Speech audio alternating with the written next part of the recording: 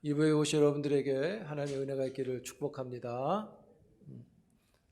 오늘 온라인 예배를 이제 중단하고 이제 현장으로만 예배를 드리게 됩니다. 더욱 교회에서 예배드리는 일에 우리의 마음을 두고 또 헌신할 수 있기를 바랍니다. 오늘 읽었던 이 본문 사사기는 구약 성경에서 참 중요한 위치를 차지합니다.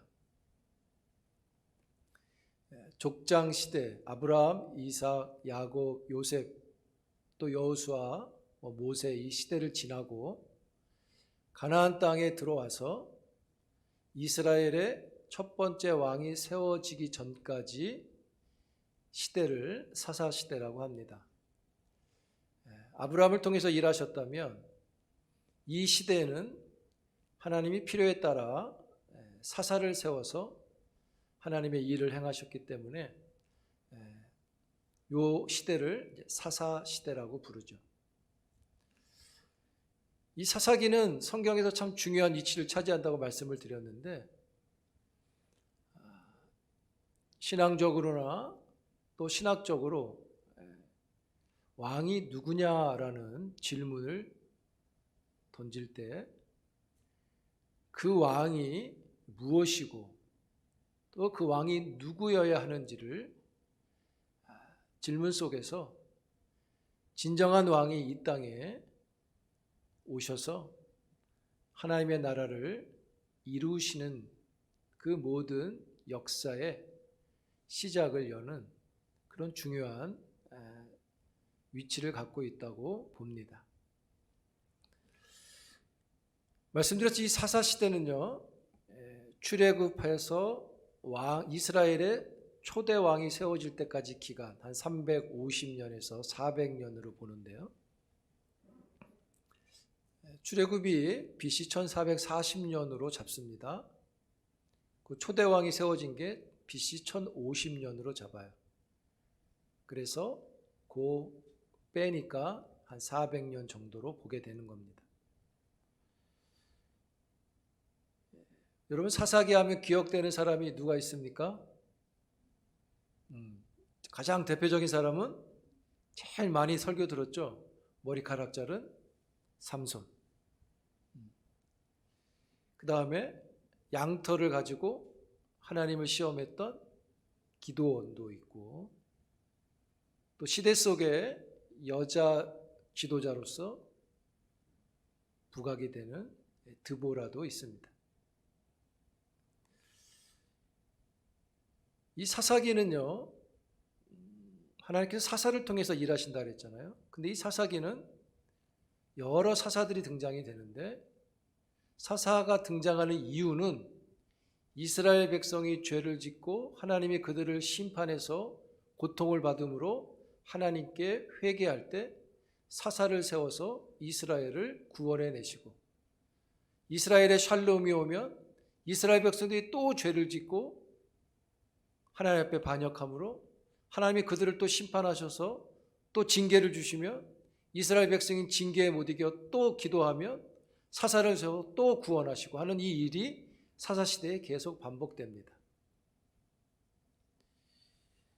그런 사사시대에 이스라엘 백성이 도대체 왜 이렇게 죄를 반복해서 징계를 받고 구원받고 죄 짓고 징계받고 구원받고 하는 이 일을 반복했을까? 그들의 죄는 도대체 뭐였을까? 그 죄의 모습들을 사사를 통해서 잘 보여줍니다. 그러면서 사사시대는 많은 파란만장한 사건들이 일어나는데요,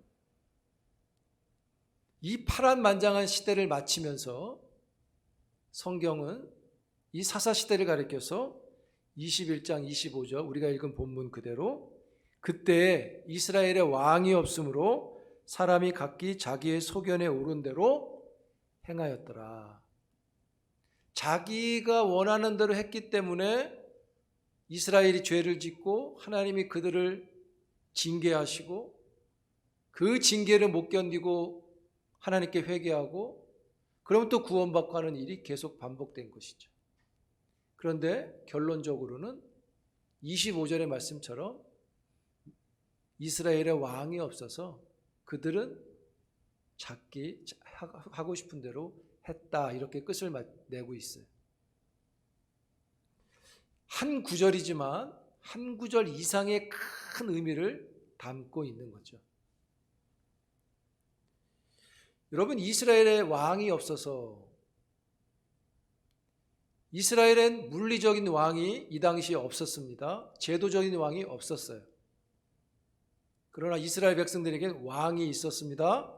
바로 하나님이 왕이셨습니다. 이 사실은 이스라엘 백성 누구도 다 인정하는 사실입니다. 하나님이 우리의 왕이시라는 것을 다 인정하죠. 그리고 하나님이 이스라엘 백성들에게 끊임없이 가나안 땅에 있는 백성들에게 이렇게 말씀하셨습니다. 너희는 나의 백성이 되라. 나는 너희의 하나님이다. 이런 말씀을 하시죠. 그러므로 이스라엘의 왕은 하나님이십니다.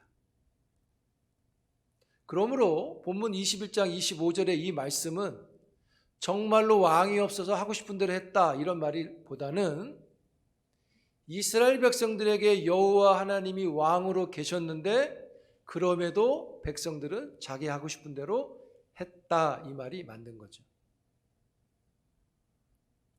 여기 이스라엘의 왕이 없으므로 각각 제 소견에 오른 대로 행했다라는 이 말씀이 사사기 전체 4번 나옵니다. 그런데 그 4번이 어디에 나오냐면 사사들이 활동할 땐 나오지 않아요. 삼손이 마지막 사사인데 삼손이 죽은 이후에 이 말이 4번 나옵니다.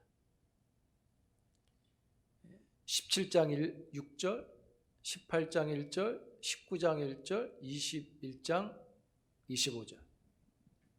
사건의 결론적으로 이 일이 반복됩니다. 도대체 이스라엘 백성들이 하나님 앞에 어떤 죄의 모습으로 살아갔고 이 사사시대가 이렇게 끝을 정의해야 되는가? 사사들을 통해서 이스라엘 백성은 회개하고 구원을 받는데 삼손 이후에는 이스라엘 백성이 구원받았다는 이야기가 없습니다. 그저 반복되는 이야기는 왜 이스라엘에게 사사가 생기지 않았어? 왜 안 세워졌지?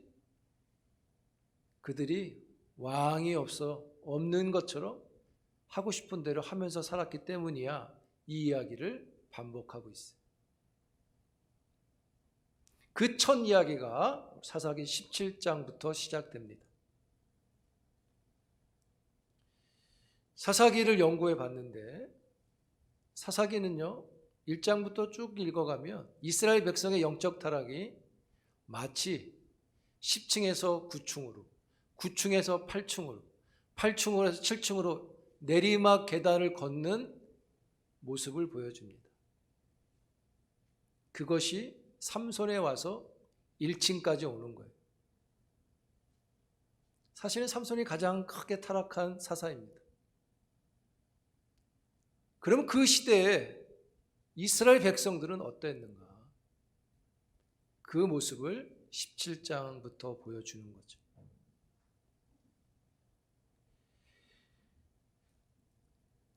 (17장에) 이 미가 이야기가 등장을 하는데요,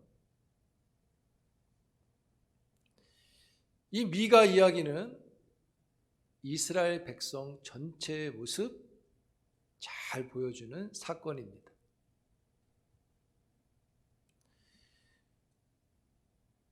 이 17장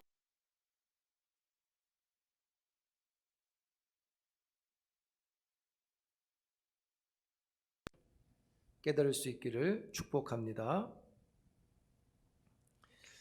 이 사사기 17장은 저도 처음 설교해 봅니다. 특별히 이 사사기 17장은 DHM을 공부할 때 제가 논문으로 쓴 제목이에요. 17장을 가지고 썼는데 설교는 처음 해봐요. 17장의 내용을 놓고 이스라엘 백성의 그 소견이라는 것이 어떤 것인지를 보게 원합니다. 여러분, 각기 제 길로 행했다라는 것이 정반대 일을 했다 이런 뜻 아닙니다. 굉장히 우리에게 친숙한 일을 했습니다. 어쩌면 우리도 할 수 있는 일들을 합니다. 우리가 하고 있는 일들을 이라고 볼 수도 있어요. 동에서 서로 가는 그런 개념이 아닙니다. 아주 유사한 일들을 통해서 하나님 앞에 죄를 짓는 모습을 갖고 있어요. 17장 1절 이하의 내용을 놓고 보면 미가가 나오는데 이 사람은 에브라임 지파에 속한 사람입니다. 그 미가의 집에 어떤 일이 일어나냐면 어느 날 아침, 어느 날 그 어머니가 자기 돈 은 1,100이 없어졌다고 돈 훔쳐간 사람을 저주합니다. 저주를 크게 받아라 이렇게 해요. 그랬더니 아들이 찾아옵니다. 같이 있던 아들이 와서 어머니 그 돈 제가 갖고 있습니다 이래요. 그 아들이 훔쳐간 거예요. 근데 어머니가 저주를 하니까 그 돈을 돌려줍니다. 근데 어머니가 깜짝 놀래요. 왜요? 조금 전에 저주했잖아요. 그랬더니 돈을 돌려주는 아들을 보고 착하다 너는 하나님 널 축복할 거야 이렇게 또 말을 바꿉니다. 자기 마음대로 해요. 하나님의 이름으로 저주했다가 자기 아들이니까 또 축복으로 바꿉니다. 아들이 어머니의 돈을 훔쳐갑니다. 또 당당하게 얘기합니다. 근데 더 웃긴 것은, 더 놀라운 것은 이 은 1,100에서 돈 200을 떼어서 신상을 만들어요. 좋은 일이 생겼으니 신상을 만들자 이렇게 얘기해요. 그래서 그 돈으로 신상을 만들어서 자기 집에 신상을 세워둡니다. 자기 집에 신상을 세운다는 것은 그 집에 신당이 있었다는 거예요. 그러니까 미가의 집에 신당도 있고 그 비어있는 신당에 신상을 세운 겁니다. 그런데 여러분, 신당이 있고 신상이 있고 이게 제사를 드리려고 한 건데 누가 있어야 됩니까? 제사를 드리려면 제사장이 있어야 되죠. 근데 제사장이 없어요. 그러니까 이 미가가 뭐라 그러냐면 자기 아들 한 명을 뽑아가지고 네가 제사장 해라 해서 제사장을 시킵니다. 그래서 그 집 아들이 그 집의 제사장이 돼요. 너무나 놀라운 일이 벌어진 거죠. 여러분, 제사장은요 아무나 하는 게 아닙니다. 누가 합니까? 레위 지파의 사람들만 할 수 있는 거죠. 그런데 일반 그냥 자기 아들을 제사장 시켜버렸어요. 그리고 자기 집에 신당도 있고 신상도 있고 제사장도 있으니까 하나님이 우리를 복 줄 거야 라고 믿습니다. 근데 더 놀라운 일은 이 일 후에 진짜 레위 제사장이 미가의 집에 옵니다. 당신은 누구요? 그랬더니 저는 레위 지파의 예루살렘에서 온 레위 지파 제사장 누굽니다 라고 합니다. 이 뒤에 가면 이제 이름이 나와요. 그랬더니 왜 여기까지 왔습니까? 그랬더니 일자리를 찾으러 돌아다니는 중입니다 이렇게 말을 하는 거죠. 그랬더니 미가가 잘 됐다. 우리 집에서 제사장 일을 하십시오 이렇게 해요. 1년에 은 10을 주고 옷 한 벌 주고 양식을 줄 테니 우리 집의 제사장이 되시오 이렇게 고용을 합니다. 손바닥에 마주쳐 소리가 나듯이 제사장도 흔쾌히 좋아해요. 왜요? 일자리를 찾으러 돌아다녔거든요. 여러분, 각 직마다 이런 신당과 신상과 제사장이 있었다면 진짜 레위 지파 제사장들은 제사가 없는 거예요. 여러분, 제사장들은 이 동네 저 동네로 다닐 수 없습니다. 다 정해진 장소에서 제사를 드려야 됩니다. 근데 예루살렘에서 에브라임이라고 하는 지파의 먼 데까지 일자리를 찾으러 온 거예요. 그리고 개인 제사장의 고용자가 된, 취업자가 된 거죠. 미가는 너무 좋았습니다. 신당도 있고 신상도 있었는데 아들은 좀 찝찝했는데 진짜 제사장이 있단 말이죠. 17장 13절에 보면 미가가 이렇게 해요. 이젠 다 갖추었으니 하나님이 우리 집에 복을 주실 거야. 이렇게 말해요.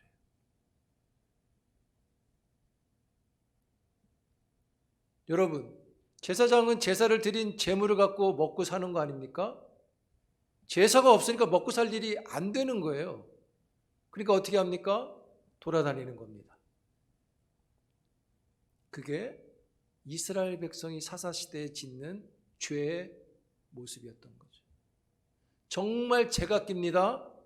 자기 집에 만들어 놓고 자기 아들을 제사장 삼기도 하고, 제사장은 지정된 곳을 떠나서 일자리를 찾아 돌아다니고,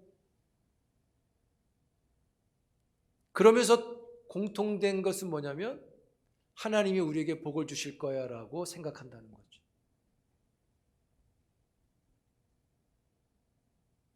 한 사람의 타락이 아닙니다. 미가라고 하는 한 사람의 타락이 아니에요. 그 한 사람의 타락은 그 가정의 타락 안에 있었고, 그 가정의 타락은 이스라엘 사회 구조 안에서 큰 타락으로 있었고, 이 타락은 더 발전해서 민족이 타락하는 자리까지 가는 것이죠. 그래서 묻는 겁니다. 왕이 없을 때 이런 일이 일어나는 거죠. 그래서 어떻게 해야 됩니까? 왕이 필요하다는 거죠. 근데 그 왕이 누구여야 되느냐를 묻고 있습니다.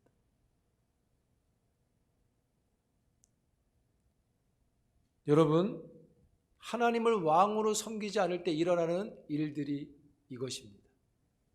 뭡니까? 각각 하고 싶은 대로입니다. 그걸 성경은 자기 소견을 따라 이렇게 말했죠. 이 소견이라는 말은 우리 신체의 눈을 가리킵니다. 아인이라는 단어인데 눈 위에 보시면 돼요. 그래서 이 눈이 긍정적인 게 아니라 부정적인 의미예요.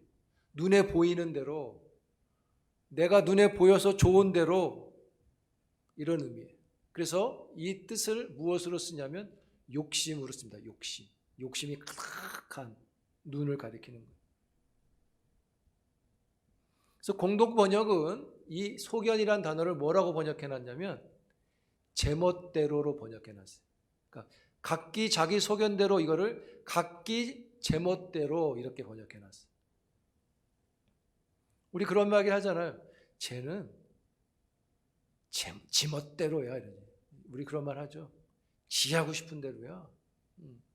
그런 뜻으로 쓰는 겁니다. 그런데 이 소견이라고 하는 이 뜻의 문맥과 비슷하게 사용된 대표적인 성경의 구절이 있다면 신명기 12장 8절인데요. 신명기 12장 8절은 이런 말씀을 합니다. 우리가 오늘 여기에서는 각기 소견대로 하였거니와 너희가 거기에서는 그렇게 하지 말지니라, 이렇게 말씀해요. 여기서는 소견대로 했는데 거기서는 그렇게 하지 말아라, 이런 말씀이에요. 신명기는 누가 한 말입니까? 모세가 이스라엘 백성들에게 주는 말이죠. 가나안 땅에 들어가기 직전에 주는 말입니다. 그러므로 너희들이 여기서는 소견에 따라 행했는데 광야에서는 너희들이 제멋대로 했는데 제발 거기 가나안 땅에 들어가서는 제멋대로 하지 말아라, 이렇게 말하는 거예요.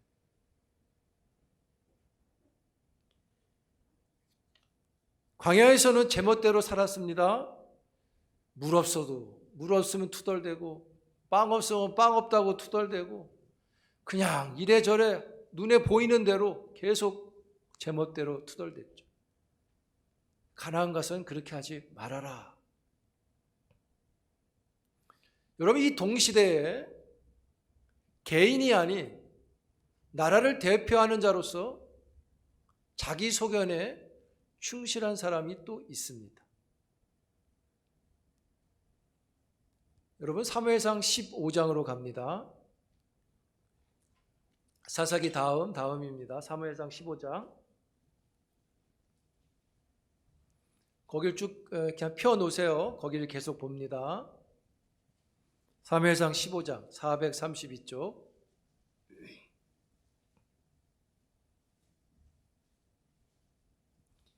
이 자기소견이 개인에 머물지 않고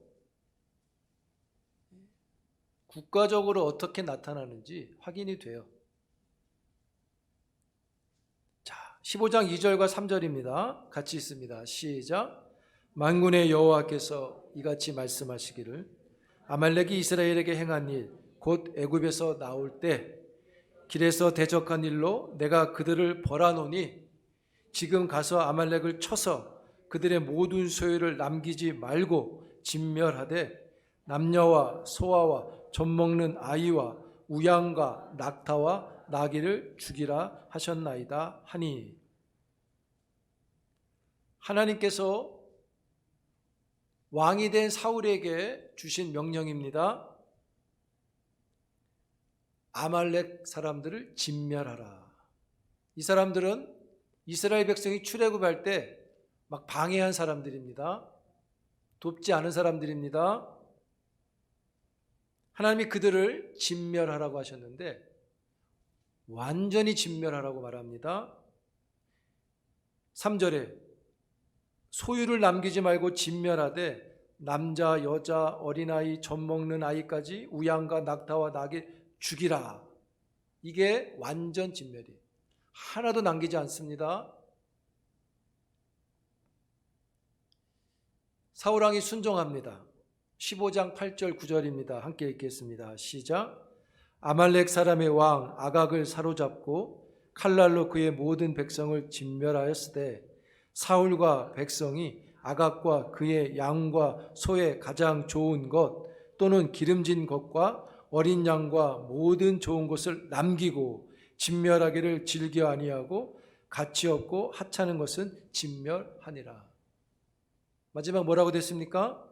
진멸했다. 그런데 하나님은 사울이 행했다고 하는 이 일을 이렇게 판단하십니다. 11절 읽어볼까요? 상반절인데요. 같이 있습니다. 시작. 내가 사울을 왕으로 세운 것을 후회하노니 그가 돌이켜서 나를 따르지 아니하며 내 명령을 행하지 아니하였음이라 하신지라. 왜 후회하신다고 말씀하십니까? 왜 안 따른 거죠? 뭐가 안 따른 거죠? 하나님은 모든 소유를 다 어떻게 하라 그랬어요? 진멸했는데 사울왕이 오늘 본문에 보면 뭐라고 좋은 것들, 살찌고 튼튼하고 보기에 괜찮은 짐승들을 다 진멸하지 않고 뽑아가지고 갖고 왔습니다. 그때 하나님이 왜 그랬냐 이렇게 말씀하시는 거예요. 내가 다 죽이라 그랬잖아. 그래서 내가 참 너한테 일 시킨 거를 후회한다 이렇게 말씀하시니까 사울이 거기다 대고 아이 하나님 제가 그렇게 한 이유가 이겁니다 라고 말해요.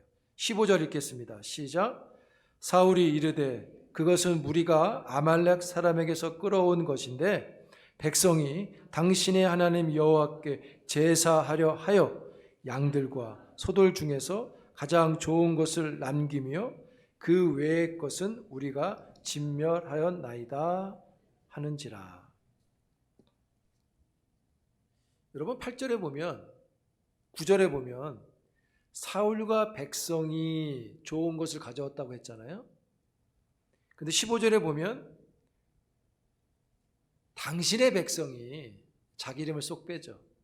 백성들이 가져온 이유가 뭡니까? 이 좋은 짐승으로 하나님께 제사를 드리려고 했다는 거죠. 여러분 전쟁에서 이기고 좋은 짐승들을 잡아다가 하나님 앞에 감사의 제사 드리는 거 그렇게 나쁜 일입니까? 오히려 어찌 보면 제사를 위해서 준비했는데 제사를 위해서 끌고 왔는데 하나님이 거기까지는 말 안 했는데 거기까지 생각한 사울의 행동, 참 잘했어요 라고 도장 찍어줘야 되는 거 아니에요?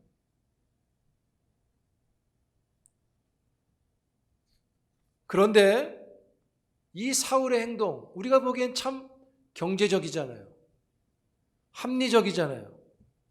또 종교적으로 유익해 보이는데 하나님이 이 일을 이렇게 말씀하십니다. 사울이 이유를 말하니까 이렇게 받으십니다. 22절, 23절 읽겠습니다. 시작. 사무엘이 이르되 여호와께서 제사를 그의 목소리를 청종하는 것을 좋아하신 같이 좋아하시겠나이까? 순종이 제사보다 낫고 듣는 것이 순양의 기름보다 나으니 이는 기억하는 것은 점치는 죄와 같고 안구한 것은 사신 우상에 절하는 죄와 같음이라. 왕이 여호와의 말씀을 버렸으므로 여호와께서도 왕을 버려 왕이 되지 못하게 하셨나이다. 아멘. 정말 이게 그렇게 문제인가요? 여러분 어떻게 생각하십니까? 아니 잡아먹으려고 끌고 온 것도 아니잖아요. 하나님께 드리려고 좋은 것들 끌고 왔잖아요. 그런데 하나님은 이 일을 가리켜서 죄다 이렇게 말해요. 그건 죄다. 이 일은 하나님을 버린 거다 이렇게 말해요. 사울의 생각과 하나님의 생각이 완전히 다릅니다. 여러분 사울의 생각은 굉장히 경제적이에요. 아깝잖아요. 그렇죠? 그리고 굉장히 합리적이잖아요. 잘 판단했잖아요. 사람은 다 진멸했는데 동물까지 무슨 합리적이잖아요. 그리고 제사를 드리는 건 굉장히 영적인 것 같잖아요. 근데 하나님은 경제적인 것도 아니고 합리적인 것도 아니고 영적인 것도 아니라고 판단하신다는 거죠. 근데 여러분 성경을 자세히 보면 이 문맥 안에서 사울이 이렇게 한 행동의 근본이 뭔지를 알 수 있는 내용이 있어요. 성경은 그것을 고발합니다. 15장 12절 한번 읽어볼까요? 사울의 행동이 여기에 근거합니다. 12절입니다. 시작. 사무엘이 사울을 만나려고 아침에 일찍이 일어났더니 어떤 사람이 사무엘에게 말하여 이르되 사울이 갈멜에 이르러 자기를 위하여 기념비를 세우고 발길을 돌려 길갈로 내려갔다 하는지라. 사울이 무슨 일을 합니까? 이 엄청난 일을, 그러니까 전쟁에서 이기고 많은 수확물 전리품을 갖고 돌아왔잖아요. 근데 그것을 어떻게 합니까? 기념비를 세웠다는 거예요. 이만큼 전쟁에서 이겼다, 내가 왕이다, 이 모든 것들을 기념하고 있어요. 내가 너희들에게 이 많은 것들을 주겠다 보여주는 것이죠. 업적이에요. 업적. 기념은 업적이에요. 내가 이렇게 했어라고 하는 업적인 거죠. 이 기념비가 사울의 본 마음이었던 거죠. 사울의 소견이었습니다. 사울의 눈이었고 사울의 욕심이었던 거죠. 그도 그럴만해요. 왕으로 첫 번째 세워졌는데 뭐가 좀 있어야 될 거 아닙니까? 야, 잘 세웠네 라고 하는 뭐가 있어야 될 거 아니에요. 근데 사울은 계속해서 미끄러지거든요. 제사도 자기가 드리고 뭔가 좀 이렇게 좀 안 맞는 핀트가 있으니까 업적이 필요해요.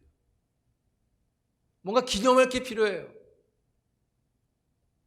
백성이 제사를 드리려고 끌고 온 게 아니라 자기의 업적을 위해서 끌고 온 것이죠. 여러분, 자기의 소견이 이젠 국가 안에서 민족들이 따라가고 있습니다. 이게 사사시대의 이스라엘 백성의 삶이었던 거죠. 사울도 이 사사시대의 자기소견이 가득한 사람인데요, 미가 한 사람에 그치는 게 아닙니다. 저마다 다 자기소견이 너무 많은 것입니다. 보이는 것들을 하고 싶어하는 게 너무 많은 거예요. 근데 이게 왜 잘못입니까? 여호와가 하나님이시잖아요. 그 하나님이 없는 것처럼 하기 때문에 죄가 되는 것이죠. 여러분, 누가 하나님의 종인가요? 누가 하나님의 사람입니까? 하나님이 말씀하셨듯이 하나님의 말씀을 듣는 사람이 하나님의 사람인 겁니다. 할렐루야. 자기의 소견을 내려놓는 자가 하나님의 사람인 거죠. 하나님의 생각이 있는 사람, 그 생각대로 하는 사람이 하나님의 사람이죠. 하나님의 정서를 가지고 있는 사람이 그 정서대로 하는 게 하나님의 사람이죠. 하나님의 방법이 있는 사람이 방법대로 할 때 하나님의 사람인 거예요. 여러분, 제가 말씀드렸죠? 자기 소견이라는 게 정반대 일을 가리키는 게 아니라고요. 이 자기 소견이 어디에 걸려 있습니까? 제사에 걸려 있다는 거예요. 제사 때문에 끌고 왔다고 하잖아요. 자기 욕심이지만. 여러분, 제사 그러면 받아들일 수 있을 것 같지만 하나님은 받지 않으신다고 말합니다. 아주 우리들이 가까이 있는 신앙적이고 종교적이고 영적인 것으로 자기 소견을 만들어내고 있잖아요. 오늘 우리도 그래서 주의해야 하는 것이죠. 우리가 하는 신앙의 어떤 것들이, 우리가 하는 어떤 영적인 일들이 궁극적으로 아주 유사하지만 우리의 소견을 채우는 것일 수 있기 때문인 거죠. 사랑하는 성도 여러분, 하나님이 왕으로 섬기지 않을 때 나타나는 현상입니다. 여러분들은 하나님을 왕으로 섬기는 하나님의 친백성이 되기를 축복합니다. 여러분이 코로나의 어려운 시절을 보내고 지금 먼저 다 이렇게 맞춰간다는 분위기 속에 있는데, 여러분이 그동안 우리 두 가지 중에 선택을 해서 예배를 드렸잖아요. 온라인이라는 것과 또 대면이라는 예배를 선택했습니다. 우리 그것이 최선이라고 이제 선택을 해서 했습니다. 그러나 지금 이 시점에서 우리가 극복해 갈 수 있는 방법으로서, 극복해야 할 방법으로 이제는 이 시점에서 하나의 예배로 우리가 모이는 것이 필요합니다.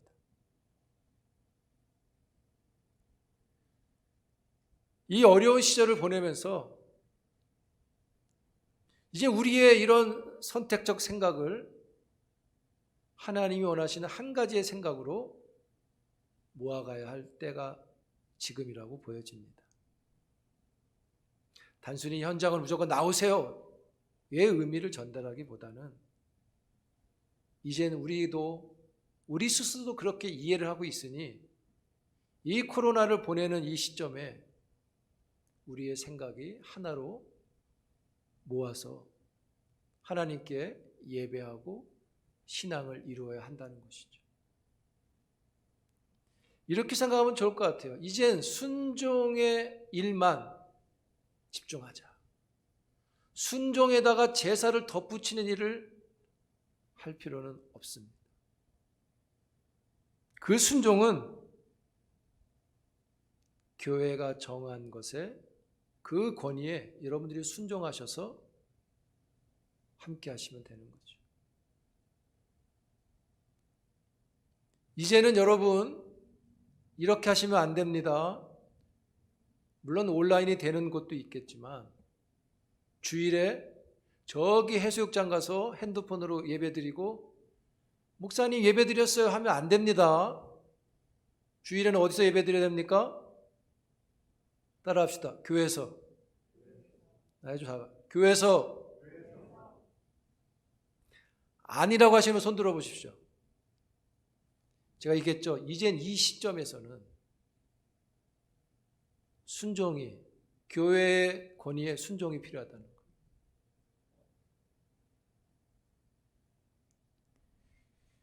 그럼 코로나 시절에는 목사님 어렵지만 온라인 예배 드렸습니다. 참 잘했어요라고 도장을 찍지만 이 시점부터는 아니라는 것입니다. 우리가 그렇게 극복을 해가야 됩니다. 우리가 만들어가야 하는 것이죠.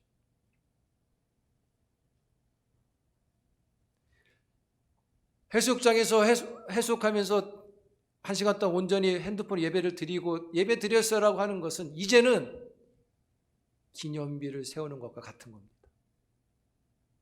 기념에 멈추면 안 돼요. 이제는 그렇습니다.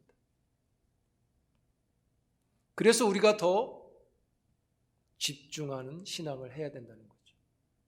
그 집중이 뭡니까? 우리의 시선을 하나님께 맞추는 것입니다. 각기의 눈이 아니라 하나님께 맞추는 하나의 눈이 우리에게 있어야 된다는 거죠. 할렐루야. 여러분, 여호와 하나님을 향한 눈이 필요합니다. 더 하나님을 향한 시선이 필요한 것이죠.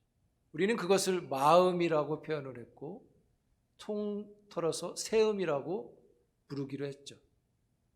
새로운 마음으로, 새로운 열정으로, 신앙과 헌신으로 새로운 피조물의 모습을 갖고 가야 하는 것이죠. 그래야 내가 살고 우리 가정이 일어나고 우리의 일터가 복을 누리고 우리 교회가 부흥을 얻게 될 것입니다. 할렐루야. 우리가 힘을 합쳐 코로나를 잘 이겨간 것처럼 이제 새로운 마음과 새로운 시선으로 하나님을 집중해서 그 뜻을 받아서 그 뜻을 담아서 가야 하는 것이죠.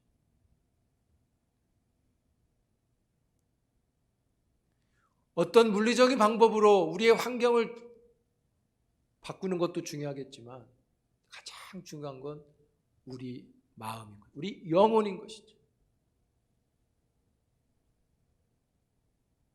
그리고 이 미가나 사울이나 모두가 갖는 마음이 뭡니까?